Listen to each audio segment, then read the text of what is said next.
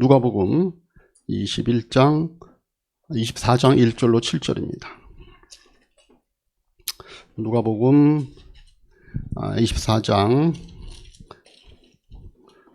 1절로 7절까지의 말씀 우리 한 절씩 나누어 읽겠습니다. 이래 첫날 이른 새벽에 여자들은 준비한 향료를 가지고 무덤으로 갔다.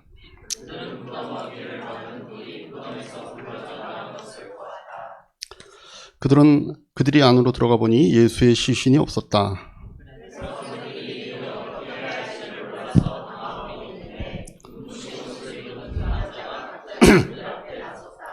여자들은 두려워서 얼굴을 아래로 숙이고 있는데 그 남자들이 그들에게 말하였다. 어찌하여 너희들은 살아계신 분을 죽은 사람들 가운데서 찾고 있느냐?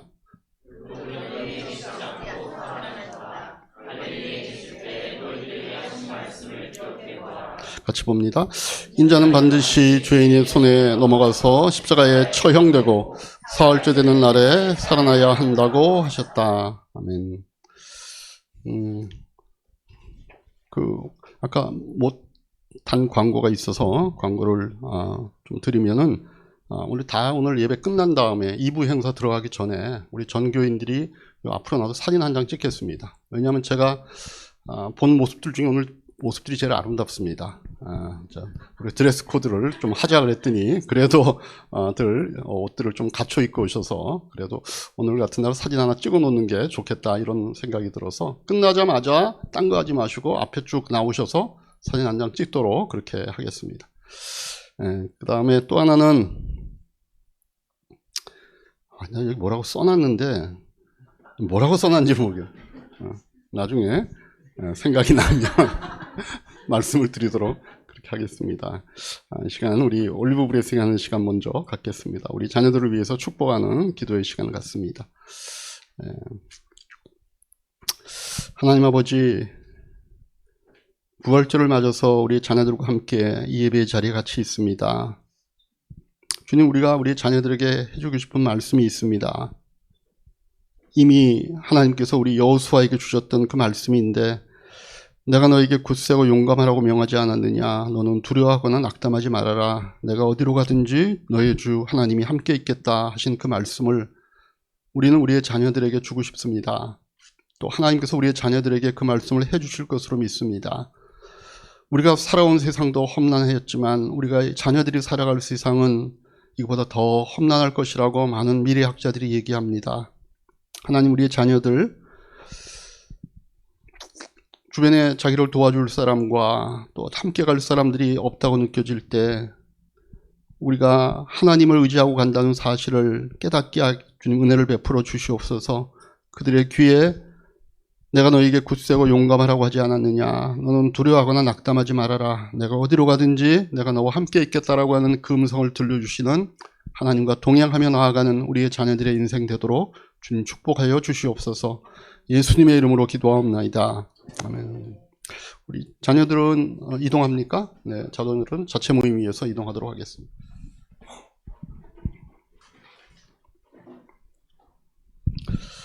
네, 어느덧 날씨가 한 주간 동안 굉장히 많이 변해서 그죠? 날이 이 안에서도 조금 답답한 그런 좀 열기가 느껴지는데 나중에 뭐 에어컨을 틀거나 이런 것들은 잘 우리가 안내팀에도 조절해서 잘 하시면 좋겠습니다. 자, 부활은요, 성경에 나오는 기적 중에 사실 가장 믿기 힘든 기적이죠. 성경에 보면 부활 사건 말고도 여러 가지의 기적들이 나옵니다. 근데 어떤 기적이든 사실은 믿기 힘든 거죠.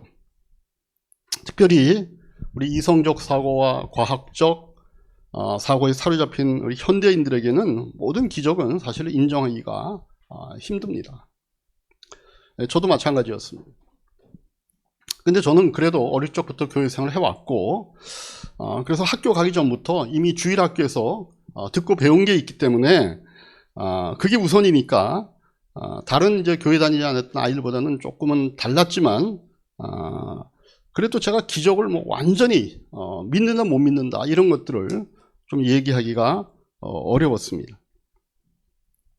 뭐 그냥 학교에 가서도 계속해서 그런 과학적인 이론적인 공부를 했어도 그래도 제 마음 가운데서는 그래도 기적은 있겠지라고 하는 이런 마음 정도 유지하는 그런 상황이었습니다.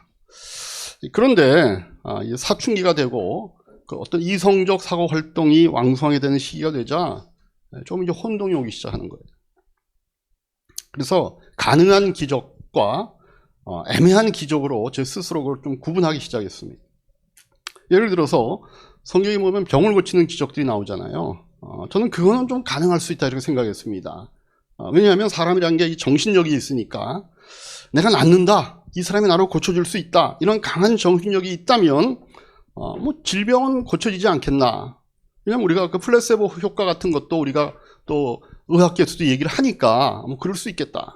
근데 성경에 보면 어떻게 보면 좀 이게 기적일까? 이게 뭘까 싶은 그 만화스러운 기적도 있어요.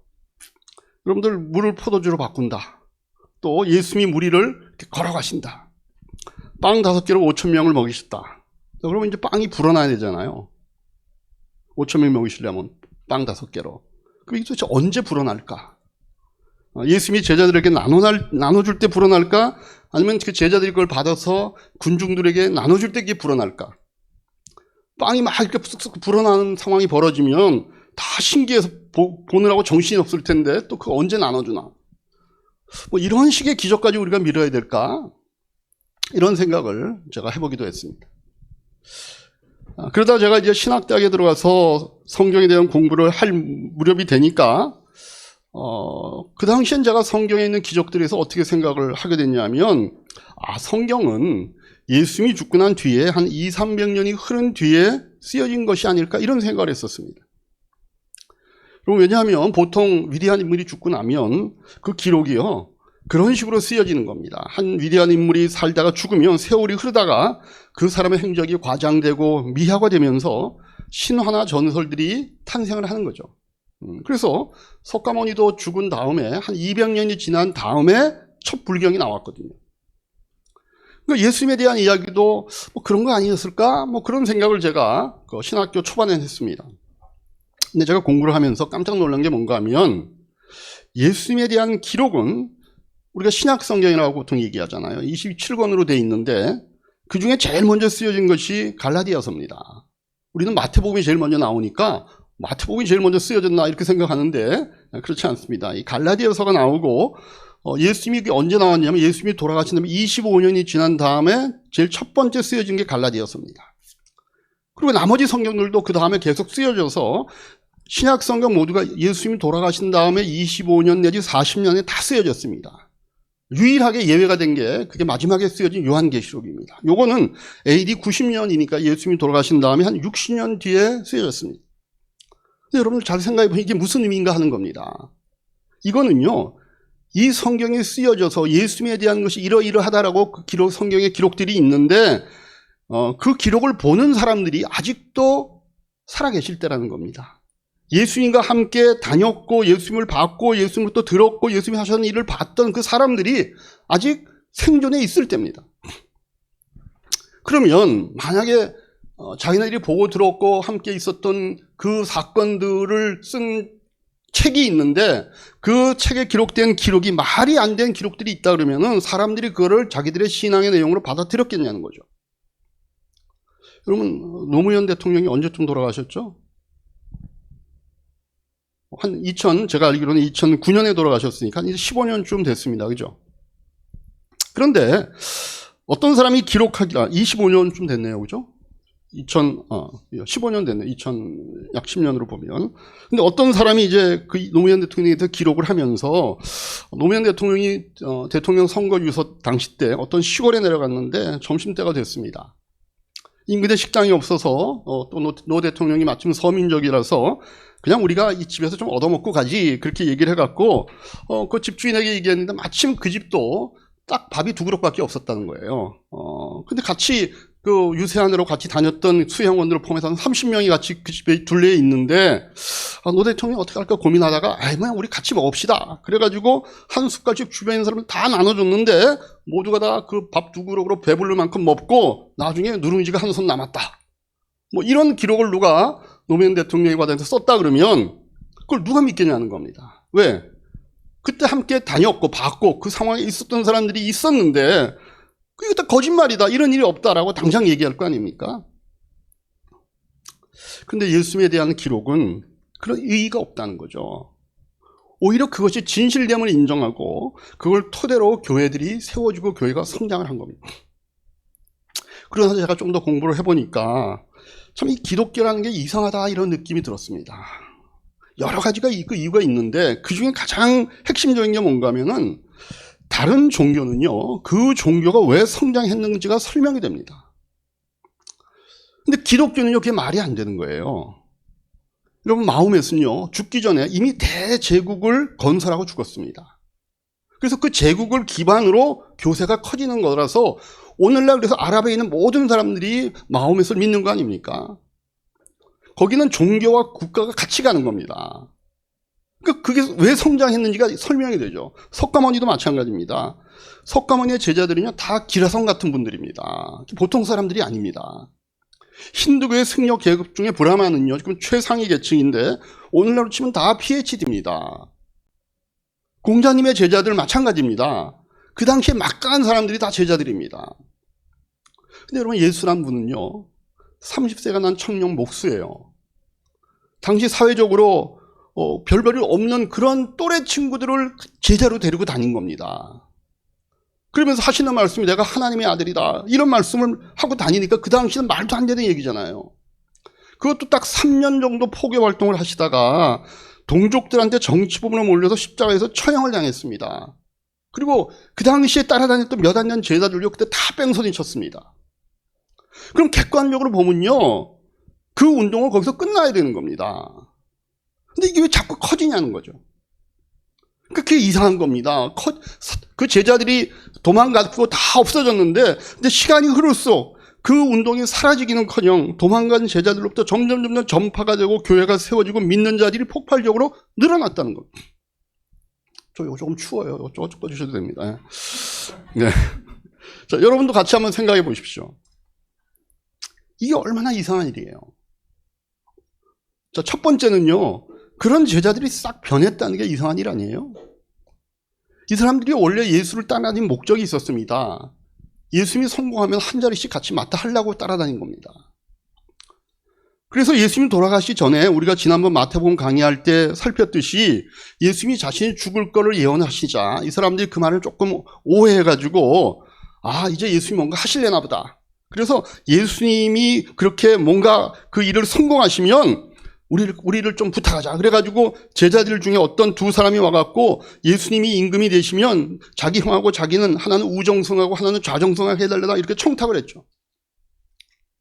근데 딴 제자들이 이 말을 듣고 뭐라 그랬어요? 야, 지금이 어느 때인데 우리 스승님께서 지금 절박한 얘기를 하시는데 그런 철없는 얘기를 하나, 이런 식으로 나무라지 않았습니다. 이 사람들이 화낸 이유는요, 왜 니네들만 먼저 가서 청탁을 했냐라고 그것 때문에 다툰 겁니다. 그런 수준의 제자들이었어요. 그래서 예수님이 잡혀서 처형을 당하자요, 한 명도 남지 않고 다 도망쳤습니다. 수제자라는 친구는요, 난 예수 모른다, 저주했습니다. 그러면 그 운동은 거기서 끝나야 되는 겁니다. 근데요, 이 친구들이요, 2달도 못 돼서요, 완전히 변한 사람이 됐습니다. 전도를 하기 시작하는데 이 사람들이 대부분 출신이 갈릴리 사람들이니까 자기 고향에 가갖고, 아, 예수님 믿으면 천당 갑니다, 이런 식의 얘기는 할 수도 있을 거예요. 근데 그게 아닌 거예요. 예수를 잡아 죽였던 적들이 우글우글대는 그 예루살렘 한 복판에서 그 일을 하는 겁니다. 왜요? 목숨을 내놨다는 얘기 아니에요? 예수를 죽였으면 그 제자들은 더 죽일 수 있습니다. 근데 그들이 있는 그 복판에서 예수님이 살아나셨다, 예수님이 우리의 구원자다, 그 얘기를 전하고 있는 겁니다. 아니, 어떻게 2달 전까지만 해도 그 비겁했던 사람들이 이렇게 180도 변해가지고 이런 일을 하느냐? 그러면 뭔가 계기가 있어야 되잖아요. 그 계기가 뭐냐라고 하는 거죠. 저는요, 그게 굉장히 궁금했던 겁니다. 왜 그랬을까? 두 번째 이상했던 거는요, 이 친구들이 전한 메시지예요. 지금 말씀을 드렸지만 예수 믿으면 천당 간다, 이 얘기를, 그 얘기 할 수 있죠. 자신들의 리더를 좀 이렇게 높이고 추앙하는 이런 말들은 웬만큼의 충성심을 갖고 있으면 할 수 있는 말입니다. 지금도요, 신천지가 그거 아니에요? 객관적으로 보면 남들이 말이 안 된다고 얘기했는데 자기들은 그 열심을 갖고 이만희 믿어라, 이만희 믿어라 그 얘기 하고 있잖아요. 근데 여러분, 예수님의 제자들이 전했던 메시지는 그게 아니었습니다. 이분들은 뭐라 그랬어요? 너희가 잡아 죽인 그 예수가 하나님이 보내셨다는 그 증거로 죽었지만 하나님이 그를 다시 살리셨고 살아난 그 예수를 우리가 만났다.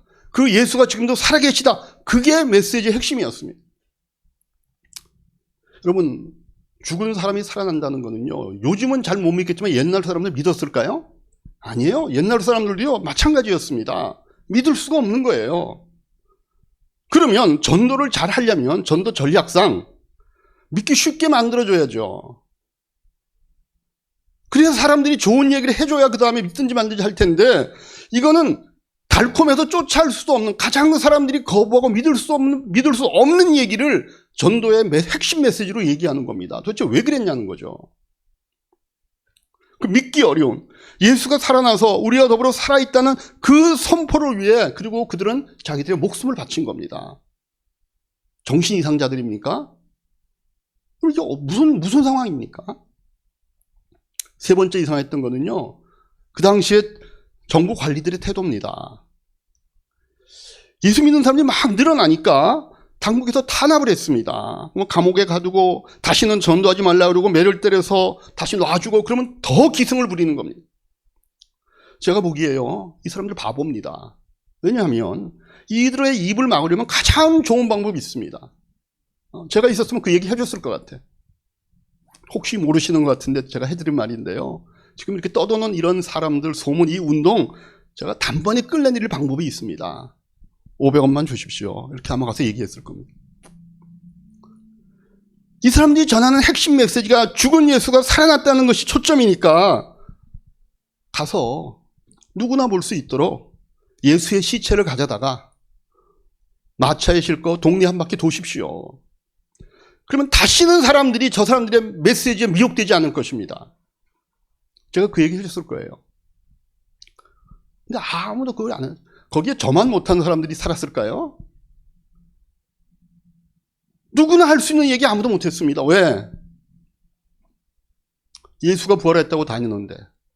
그러면 반대하는 사람들은 예수가 죽었잖아라고 얘기하고 있잖아요. 그러면 죽은 시체를 가져다가 보여야 되는 끝이에요, 그러면. 근데 그 당시에 정부 관리들이 그걸 못했습니다. 왜 그러냐는 거죠. 그러니까 제가 성경을 읽으면서 이상하게 느껴졌던 점들, 왜 예수의 제자들이 그렇게 변했고, 왜 그들은 사람들이 믿기 힘든 예수가 부활했다는 그것을 메시지의 핵심으로 삼았으며, 왜 그것을 대응하는 당국자들은 그 메시지에 쩔쩔매고 있었는가. 저와 비슷한 고민을 했던 분이 쓴 책이 있습니다. 우리 생명의삶 할 때 잠깐 소개를 했지만 영국의 저널리스트인 프랭크 모리슨이라고 하는 분이 쓴 책인데, 이분은 예수의 부활은 한낱 신화에 지나지 않는다고 생각했던 분입니다. 그래서 그걸 자기가 좀 밝혀내야 되겠다라고 하는 목적으로 책을 쓰기 시작했는데, 그 책의 제목이 Who Moved the Stone이었습니다. 누가 그 돌을 옮겼는가. 이분이 책 제목을 이렇게 정한 이유가 있습니다. 자기가 보기에 기독교는 좋은 종교인데 한 가지 문제가 있다. 미신적인 요소가 있다. 지금 같으면 얼마든지 과학적으로 설명할 수 있을 것을 2000년 전이기 때문에 이 미신적 사고방식을 갖던 사람들이 미신적인 해석을 해놓은 것이다. 그래서 우리가 순수한 기독교를 발견하기 위해서는 성경을 썼던 사람이 갖고 있었던 그 당시의 이 미신적인 해석을 골라내서 이걸 내다버리면 정말 순수한 기독교를 우리가 찾을 수 있다. 이런 생각을 하고 계셨습니다. 그래서 이분이 보기에 가장 성경에서 미심적인 부분들, 이게 말도 안 된다고 생각했던 것이 뭔가 하면은 예수가 죽었다고 살아났다는 겁니다. 그거는 그냥 하나의 심볼이지, 하나의 상징이지, 실제로 우리가 생각하듯이 죽었다가 산 것은 아니라고 생각을 한 겁니다. 근데 왜 책 제목을 Who Moved the Stone이라고 했어요? 우리나라에서는 사람이 죽으면 땅 파고 묻었잖아요. 근데 이스라엘에서는요, 암벽지대라서 굴을 파고 시체를 굴 안에 넣고 큰 돌로 그 입구를 막아 놓습니다. 그게 무덤입니다. 근데 그 무덤이 비었다고 성경이 얘기하잖아요. 부활하셨기 때문에. 그래서 무덤이 없는 거예요.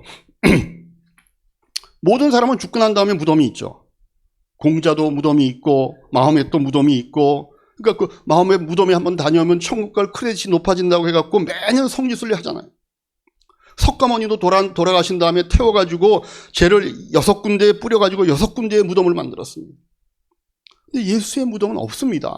무덤이 비었으니까. 지금도 성지순례 가면 예수의 무덤은 비어 있습니다.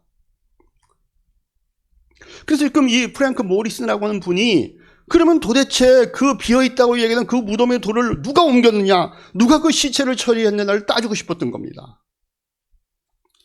이분 생각에는요, 아마도 제자들이 시체를 다른 곳에 옮겨놓고 부활했다고 거짓말한 것이다, 이렇게 가정을 했습니다.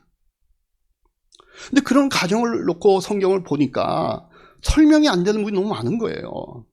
왜냐하면 첫째로 예수님이 돌아가셨을 때 제일 먼저 실망한 것이 제자들 자신인데, 그 실망한 제자들이 사흘이 안 돼가지고 마음이 변해갖고는 비록 우리를 실망시킨 선생님이셨지만 우리가 그래도 예수님께서 하신 말씀이 있으니까 그분의 시체를 우리가 감춰놓고 가서 예수님이 하신 말씀처럼 부활했다라고 우리가 말을 맞추자. 그래가지고 이 사람들이 밤에 몰래 무덤에 가갖고서 무덤을 짓고 있던 병정들을 다 그들이 쫓아내고 그 큰 돌을 옮기고 그 다음에 시체를 갖다 감춰놓고 예수가 부활했다는 거짓말을 했고, 그리고 그 거짓말을 지키기 위해서 한 명도 배반자가 없이 그들의 목숨을 들여 바쳤다. 이 상황이 자기가 봐도 말이 안 된다는 거예요. 그래서 이분은 다시 따졌습니다. 그러면 예수가 죽었다고 하는데 실제로는 안 죽었던 것이 아닌가? 안 죽었는데 무덤에 갖다 놓고 거의 죽은 상황에 있었으니까, 죽은 줄 꺼내다가 굴 속에 갖다 놓으니까 그 무더운 열기에 십자가에 달려 계시다가 완전히 초죽음이 됐는데 그래도 꺼내서 무덤에 갖다 놓으니까 무덤은 시원하니까, 돌 무덤이니까.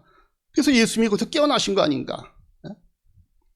근데 그것도 그렇지, 못에 박히고 창에 찔리고 거의 죽을 몸이 되었는데 그냥 그 구란이 조금 시원하다고 혼자 일어나가지고 그 가로막은 그 큰 돌을 안에서 옮기시고 그 다음에 거기 있는 병정들을 다 다시 쫓아내시고 또 그런 쇠약해진 몸을 갖고 사람들에게 나타나가지고 나 살았다.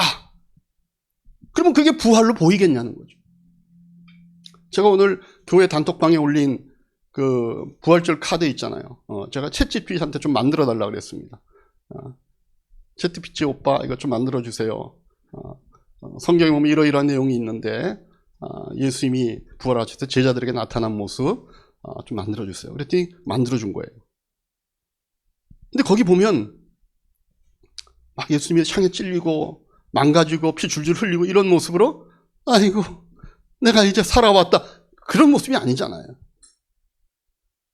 뭔가 챗GPT도요, 요새는 예수님 부활했다 그러면 그 광채도 만들고요, 뭔가 사람이 보면 뭔가 다르다, 이런 모습으로 사람들이 인지할 수 있도록 그 상황이 그럴 수밖에 없는 겁니다. 그래서 이분이 이렇게도 생각해보고 저렇게도 생각을 해봐서 그 빈 무덤에 대해서 어떤 가정을 내려도 실제로 성경에서 얘기하고 있는 당시 삶과 맞아 떨어질 수 있는 가정을 만들지를 못하겠는 거예요. 그래서 이분이 내린 결론이 뭔가 하면 그러면 이 당시를 설명할 수 있는 유일한 해결책이 이거밖에 없겠다 라고 내린 결론이 뭔가 하면, 그렇다면 예수가 부활한 거다. 그래서 이 책의 부제가 뭔가 하면요, The Book That Refused to Be Written입니다. 쓰여지기를 거부했던 책. 자기가 내리려고 의도했던 결론하고 정반대의 결론을 내는 책을 자기는 쓸 줄 몰랐다라고 하는 표현이 거기 있는 거예요. 여러분, 근데 이렇게 치열하게 고민하지 않아도요, 이미 사도 바울이 이런 결론을 내려줬습니다. 우리 고린도전서 15장 13절에서 15절 같이 한번 읽겠습니다. 고린도전서 15장 13절에서 15절 같이 한번 읽겠습니다. 죽은 사람의 부활이 없었다면 그리스도께서 살아나지 못하셨을 것입니다. 그리스도께서 살아나지 않으셨다면 우리의 선포도 헛되고 여러분의 믿음도 헛될 것입니다. 우리는 또한 하나님을 거짓되이 증언하는 자로 판명될 것입니다. 그것은 죽은 사람이 살아나는 일이 정말로 없다면 하나님께서 그리스도를 살리지 아니하였을 터인데도 하나님께서 그리스도를 살리셨다고 하나님에 대하여 우리가 증언하고 있기 때문에, 여러분, 예수님이 부활하지 않았다면 기독교라고 하는 게 생길 수가 없는 겁니다. 우리가 지금 이 자리에 있을 이유가 없는 겁니다. 아마 절에가 있거나 마음에서를 믿고 있거나 아니면 뭐 딴 거 하고 있겠죠. 우리 자신이 증거인 겁니다. 예수님이 부활하셨다는 거는. 여러분, 예수님의 부활은요, 신화거나 가정이거나 어떤 상징이 아니라 역사적으로 일어난 실제적인 사건입니다. 그래서 예수님의 제자들이 변한 모습, 그리고 그 당시에 당국자들의 태도와 부활 사건에 대해서 의문을 갖고 그 진실성을 추적했던 모든 사람들의 내린 결론이 뭔가 하면 부활이 있었다라고 하는 것 밖에는 달리 결론을 낼 수가 없었던 것입니다. 그리고 그 부활한 예수를 만난 사람들의 증언이 있다고 하면은 이제는 우리가 예수를 믿기로 결정하는 것이 정상적인 반응이라고 하는 것이죠. 그러면 나도 믿기로 결정하는 것이 맞는 얘기입니다.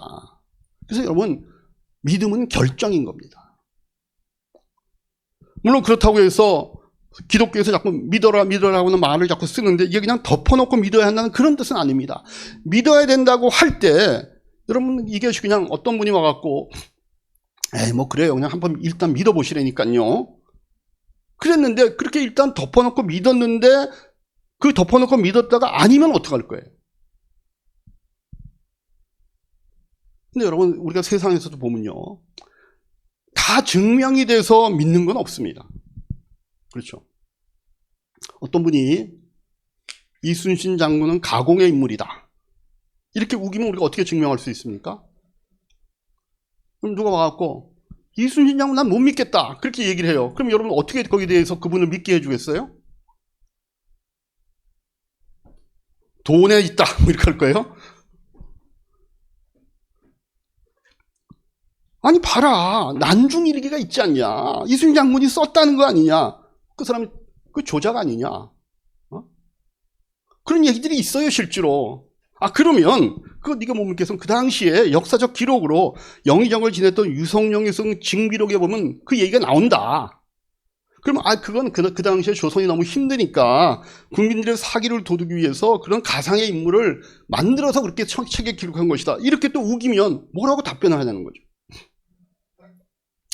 그러니까 안 믿으려고 얘기하는 사람들은 끝까지 안 믿습니다. 그런데 정상적인 사고를 갖고 있으면 여러 가지 정황을 미루어 보면 이순신 장군이 있었고 거북선이 있었다라고 믿는 게 훨씬 더 맞잖아요. 그래서 여러분 마찬가지입니다. 예수님이 계셨고 그분이 십자가에서 죽었고 3일 만에 부활했다는 그 얘기들은 한 60%에서 70% 정도의 믿을 만한 증거들이 있다면, 제가 오늘 여러분들에게 쭉 나눠드렸던 그런 증거들이 있다면 믿기로 결정하는 수밖에 없는 겁니다. 그게 정상적입니다. 근데 그렇게 믿기로 결정을 하면 내가 아직 미심쩍어하고 풀지 못했던 30%에서 40% 정도는 하나님이 그 다음에 체험으로 채워주십니다. 네, 결론을 맺겠습니다. 부활은요, 역사적 사건이면서 또한 체험으로 완성되는 사건입니다. 우리가 부활이 역사적 사건임을 이런 증거들을 통해서 믿고 나면 하나님께서 내 인생 안에 부활이 사실임을 경험케 하는 인생으로 나를 인도하시는 겁니다. 내 안에 죽음을 넘어서고 죽음과 같은 고통과 시련을 이겨내고 죽음이 가져다주는 공포와 두려움을 물리치게 하고 나 역시 부활할 것을 소망하고 기대함으로써 우리의 인생이 세상의 모든 것 올인하지 않아도 되는 것, 그리고 부활 위에 살게 된 영원한 나라와 천국과 새하늘과 새 땅을 준비하는 사는 인생으로 우리를 체험으로 채워주시는 겁니다. 우리가 그거 다 믿고 이 자리에 있는 사람들 아닙니까? 그래서 제가 예수 믿고 나서 제일 저에게 좋은 게 뭐냐고 물어보면 저는 그렇게 답합니다. 내가 자유로워졌다는 겁니다. 자유로워졌다. 여러분, 현대인들 가운데는요, 비관적인 인생관이나 어떤 인문학, 철학 이런 데 관심을 갖는 분들이 많습니다. 그런데 철학책을 읽어보면요, 읽을 때는 말이 되는 것 같아요. 멋진 고민 같고요, 어떤 멋진 주제 같고요, 이렇게 살면 뭔가 괜찮은 인생이 될 것 같아요. 그런데 그대로 살아보려고 하면 그 답이 안 나옵니다. 근데 여러분, 예수를 믿는 것만큼은요, 처음에 볼 땐 말이 안 되는 것 같아요. 근데 살아보면 이게 점점 말이 된다는 사실을 우리가 체험으로 이해하는 겁니다. 여러분, 예수를 믿는다는 거, 나 홀로 내 인생의 짐을 지고 살지 않아도 된다는 뜻입니다. 이 세상에서 내가 어떤 모습으로 산다 할지라도, 그 모습이 비록 실패와 고난의 모습이라 할지라도 예수님이 이미 실패와 고난의 짐을 지고 부활의 승리를 이루어 놓으셨기 때문에 예수를 믿는 우리 역시도 그런 승리를 얻게 될 것임을 믿는 것이 부활신앙입니다. 그래서 예수님의 부활이요, 곧 나의 부활인 것입니다. 악과 죄로부터 승리하시고 고통과 저주와 질병으로부터 승리한다는 그런 얘기입니다. 오늘 부활절을 맞아서 이렇게 부활을 여러분의 신앙의 근거로 고백하시고 세상의 모든 환경을 이겨내는 능력으로 마치 이 부활을 그렇게 믿고 살았던 제자들처럼 이 한 주간을, 이 세상을 살지만 세상에 순응하며 사는 모습이 아니라, 거기에 쩔쩔매는 모습이 아니라 세상을 이겨내는 여러분들의 부활 신앙이 될 것을 주님의 이름으로 다시 한번 축복합니다. 기도하겠습니다.